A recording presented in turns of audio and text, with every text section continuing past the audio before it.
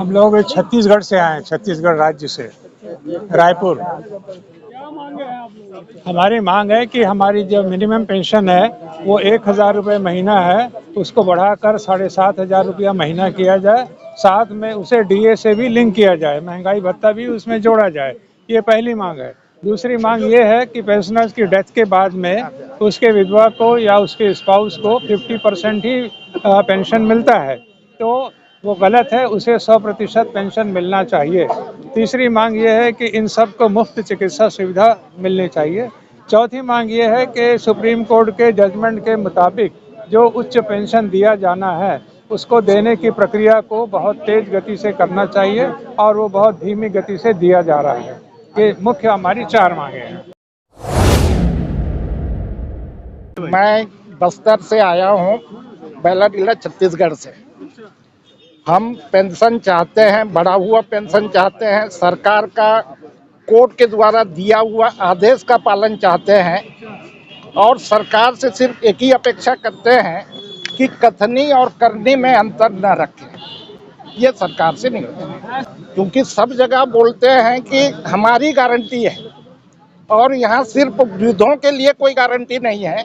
तो इसी बात पे हमको लगता है कि कथनी और करनी में अंतर है। मैं अशोक कुमार शुक्ला, ITI लिमिटेड रायबरेली उत्तर प्रदेश से आया हूँ।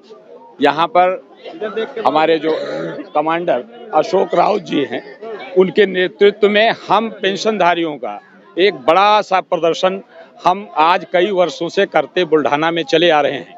उस श्रृंखला को सरकार अनसुनी करती है।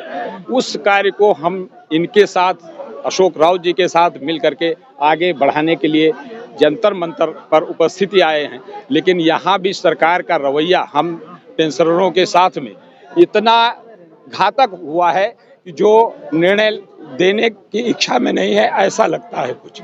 लेकिन मैं प्रधानमंत्री जी से या किसी से इतना अनुरोध नहीं कर पाऊंगा, इसलिए कि जब वो मेरी बातों को सुनने के लिए तैयार नहीं है, तो वो आगे क्या दिशा निर्देश देंगे अपने सहकर्मियों को कि हम लोगों की बातों को सुने और समझें। हमारी मांगे 4 हैं, जो 7,500 प्लस DA, हम परिवार को, पति पत्नी को मेडिकल की सुविधा, इस तरीके की सुविधाओं के लिए अगर हमें दर दर भटकना होगा तो इन पेंशनर भाइयों का हम लोगों के साथ जुड़ के रहना, एक एक करके कम हो जाना, ये प्रतिदिन के नियम में आज है।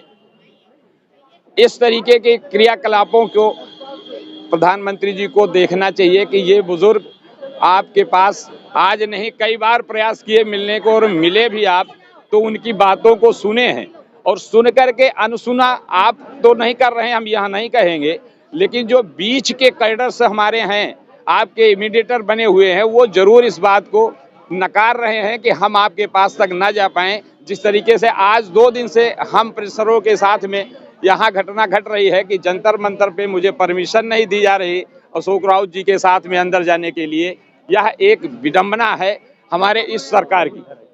जबकि मैं पिछले सरकारों से इतना ज़्यादा दुखी था कि हमारे इन क्रियाकलापों को वो नहीं देख सक रहे थे, इसलिए एक विकल्प के रूप में हम पेंशनरों ने ये सरकार चुनी, और चाहते हैं कि हमारी ये मांगे ये सरकार हमारी पूरी करे। बस मैं इतनी ही बात कह के अपनी बात को समाप्त करता हूँ।